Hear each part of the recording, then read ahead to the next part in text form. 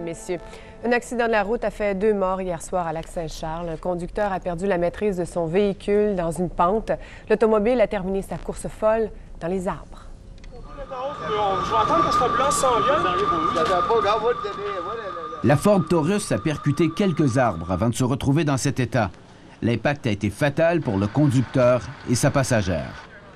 Ça s'est passé dans une pente qui est très longue, pas très prononcée. Au milieu, il y a une courbe. En sortant de la courbe, le conducteur n'avait plus la maîtrise de sa voiture.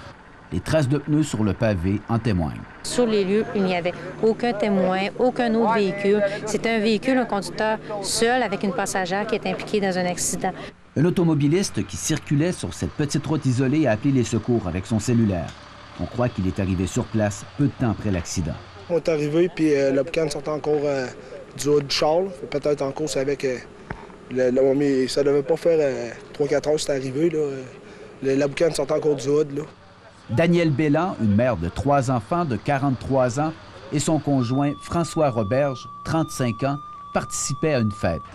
Le couple venait de quitter les lieux pour aller chercher de la bière au dépanneur.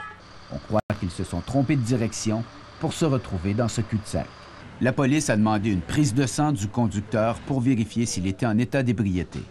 De toute évidence, c'est la vitesse excessive qui est à l'origine de cet accident, puisque la voiture a terminé sa course près de 300 pieds après que le conducteur en ait perdu la maîtrise. Denis Thériault, TVA, Lac-Saint-Charles.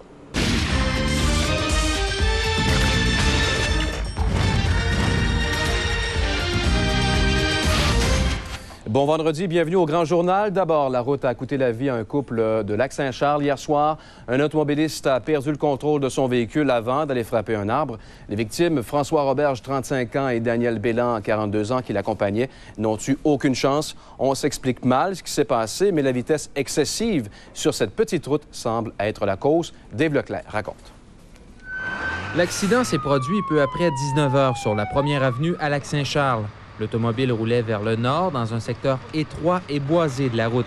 Le conducteur a vraisemblablement perdu la maîtrise de son véhicule à la sortie d'un virage. La voiture s'est finalement écrasée contre les arbres en bordure de la route.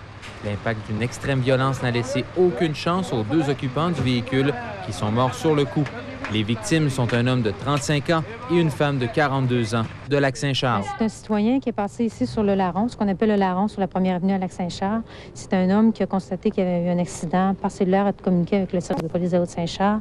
Quand il est arrivé sur les lieux, il a constaté qu'il y avait 2 personnes à l'intérieur du véhicule. Les policiers auront beaucoup de difficultés à déterminer avec précision ce qui s'est passé. Il n'y avait aucun témoin, l'accident est survenu en plein jour et la chaussée était parfaitement sèche. Cependant, les traces de freinage qui s'étendent sur plus de 90 mètres laissent croire que la vitesse pourrait être en cause. Sur les lieux, il n'y avait aucun témoin, aucun autre véhicule. C'est un véhicule, un conducteur seul avec une passagère qui est impliquée dans un accident.